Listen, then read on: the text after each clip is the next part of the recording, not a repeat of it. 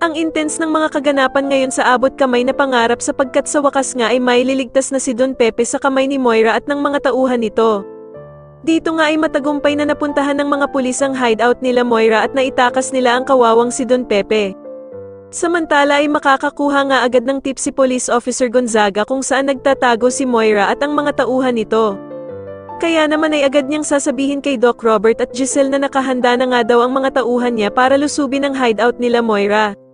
Sa kabilang banda naman matapos ngang makauwi ni Zoe sa kanilang hotel, ay isasagawa naman agad nila Moira at Balahaja ang plano nilang pagpatay kay Don Pepe.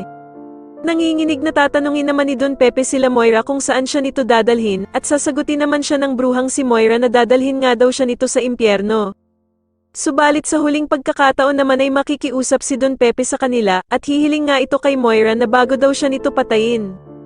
Samantala ay masasagap naman ni Annalyn ang plano ng pulis na si Officer Gonzaga na pupuntahan nito ang location kung saan nandoon ang dumukot sa kanyang lolo Pepe, at dito nga ay sasabihin niya kay Doc Linden na susunod daw siya dito. Kaya naman ay alalang-alala na naman tuloy si Doc Linden sa balak ni Annalyn at sasabihin nga nito na wag na lamang daw siyang makisali dito at hayaan na lang ito sa mga pulis. Samantala ay hindi naman mapakali itong si Zoe dahil sa gustong-gusto nitong maitakas ang kanyang lolo Pepe. Pero dahil nga sa bantay sarado siya ng mga tauhan ni Moira, ay palihim na bibigyan na lamang niya si Don Pepe ng panturok upang mawala ng malay ang matuturukan niya nito. Dahil naman sa kabutihang loob ni Zoe, ay agad na magpapasalamat si Don Pepe at sasabihin nga nito na hindi niya daw dadawit si Zoe at ang ina nitong si Moira sa nangyaring pagdukot sa kanya.